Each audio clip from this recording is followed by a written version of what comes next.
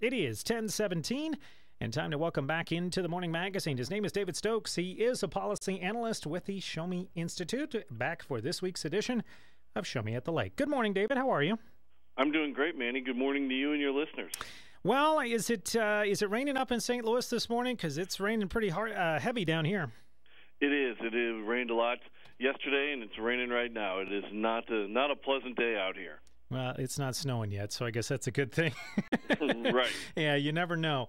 Well, let's get into a conversation here. Both the issues that we're going to talk about have to deal with Camden County. Let's take the Lazy Gators issue first, because we don't really have a lot of new information to share, other than it looks like this zoning request has been delayed for another month. Right. I actually called the Planning and Zoning office this morning just to find out if any decisions had been made, and they said that it had been continued. So as long as this situation can be addressed before the height of the tourist season starting next spring, I think that's fine. But here you have, the owner, Mr. Pruitt, the owner of Lazy Gators and Shady Gators, trying to address the parking problem with his own money, trying to buy land and build a parking lot to then run shuttles so that people are parking less in the neighborhoods and in the residential streets around it. And I, for the life of me, can't figure out why everybody isn't jumping up and down for joy here and saying, yes, let's approve this and get going on it, because this can be a major step towards solving a real issue in the area. Well, it's interesting to note from the meeting last night that there was probably more support last night than dissension about this request that was there.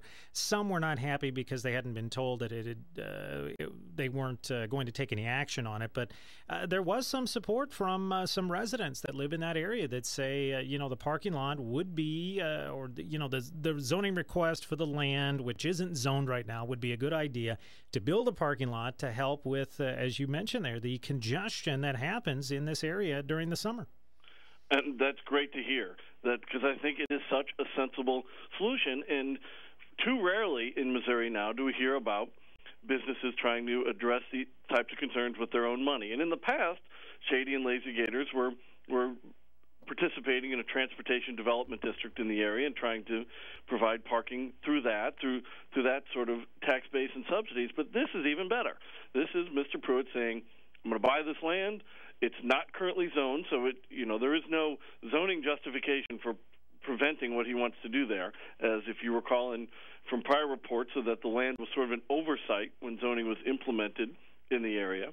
So it's fully legal to basically do whatever you want with it, and I think a parking lot is the perfect solution. I've been to the area. I've been, to Lazy Gators and Shady Gators and walked it and saw the area. And running a shuttle there is just a nice solution to allow a successful business to keep operating, keep employing people, keep producing revenue for the city and the county, and also now finally really address some of the parking problems that the residents have deservedly been upset about. Well, it is an interesting situation, to say the least, when you look at what's been happening there in the past, and then the fact that this particular parcel of land that we're discussing here actually, I guess, got missed when Camden County went through their planning and zoning a few years ago. Yeah, that was a very interesting sort of fact that came out several months ago when Mr. Pruitt grabbed it and started looking into this, that, yes, this land was unzoned. And as such, you really have very little you can do in preventing something from going into unzoned land. But it's still great that they're going through the proper process. I just hope that, a common sense solution seems to be staring everybody in the face right now. And I just hope that the elected officials and the public and the planning and zoning officials down there are able to just say, sometimes in life you just say yes. Say yes to this and allow him to build the parking lot and run the shuttle. It'll be good for the neighbors. It'll be good for the area. It'll be good for his business. And it'll be good for the county.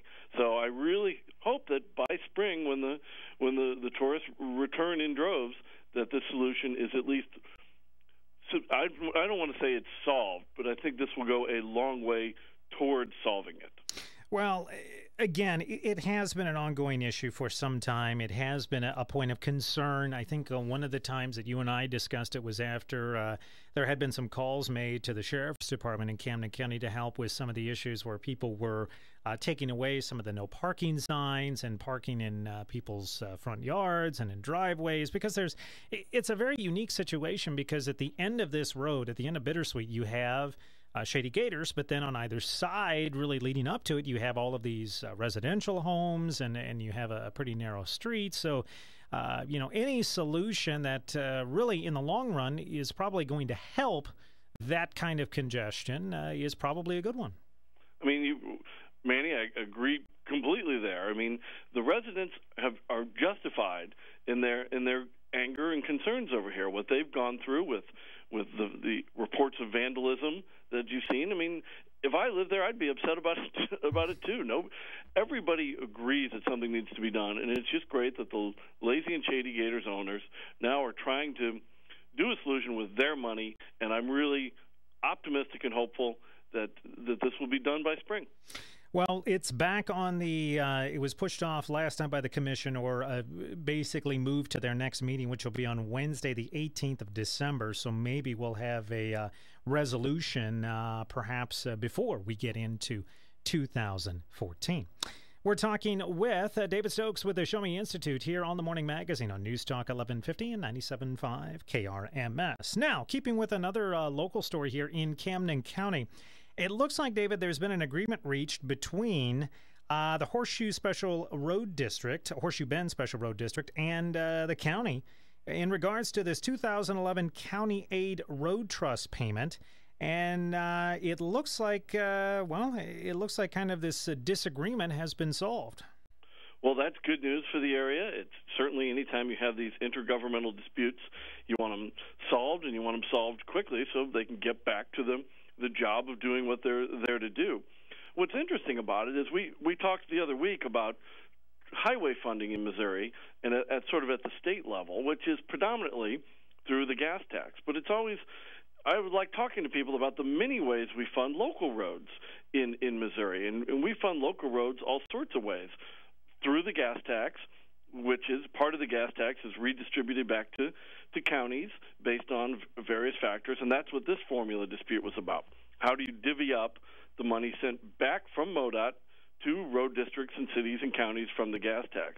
But it's also important to note that all of these entities here have property tax authority, and all of it in Camden County and Miller County, every county in the state has a local road and bridge property tax, and that these special road districts also have authority to levy property taxes. And that doesn't even get into the local sales taxes that many cities and counties implement that support mass transit and other local roads in the areas. And as much as I'm strongly opposed to using sales taxes for highways, I think at the local level, particularly for mass transit, it can make some good sense.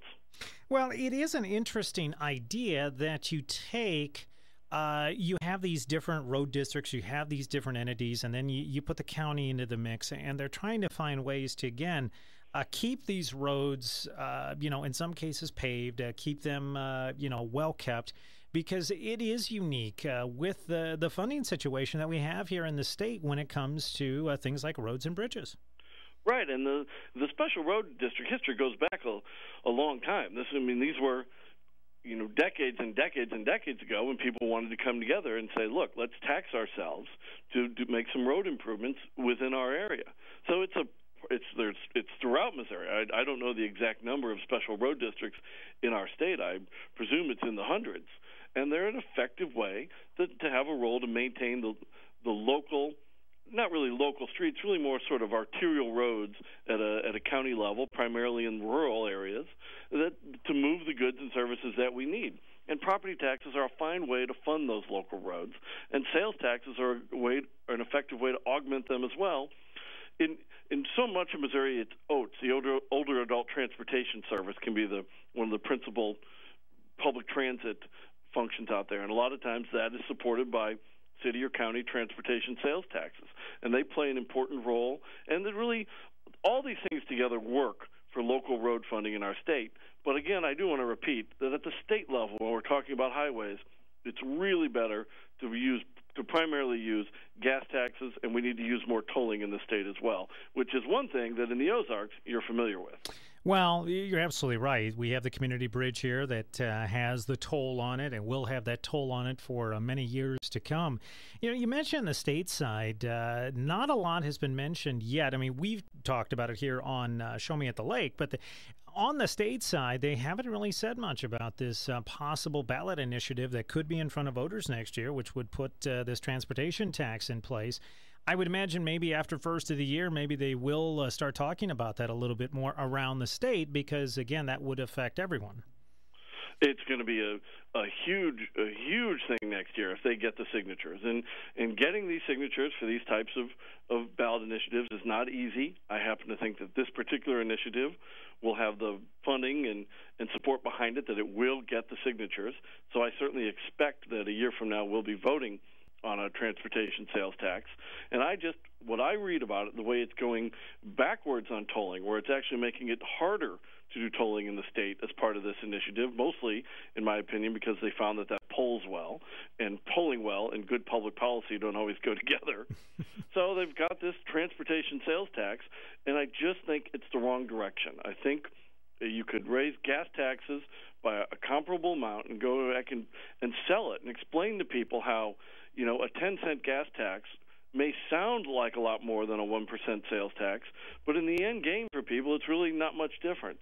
And it's just a better way to make sure that the long-distance commuters, the truckers, the people who use the roads, the highways every day, that they're paying a little more for those roads than people who bike to work or live in a small town and basically walk their small town. The idea that everybody should be paying the same for the highways is ridiculous, in my opinion. Well, it will stir the pot. There's no doubt about that around the state as we get into 2014, and we'll see if they can get those, if they do get enough signatures, and whether or not that transportation tax goes in front of voters. That would happen in November of 2014. David Stokes with the Show Me Institute. As always, thank you so much for the time, for the visit and the information. We'll look forward to next week. Now, we are going to have you on next week, even though it is Thanksgiving. And we'll put something together for the Thanksgiving edition of the Morning Magazine, and we'll call it the Thanksgiving edition of Show Me at the Lake. David, give us your contact information if folks would like to find out more about some different studies and different information that the Show Me Institute puts together. Sure, Manny, and I look forward to being with you on Thanksgiving, and I hope everybody in the listening audience has a great holiday season as we enter into it here. Just want to remind people that the Show Me Institute recently released Show Me Data, which is a website with just a lot of great economic data on it that anybody can use. It's very user-friendly. Years and years of economic data for every state in America if you want to do some research comparing Missouri to other states, and it's out there at showmedata.org. David Stokes with the Show Me Institute. Thank you so much, sir. We will talk with you next Thursday here on News Talk KRMS.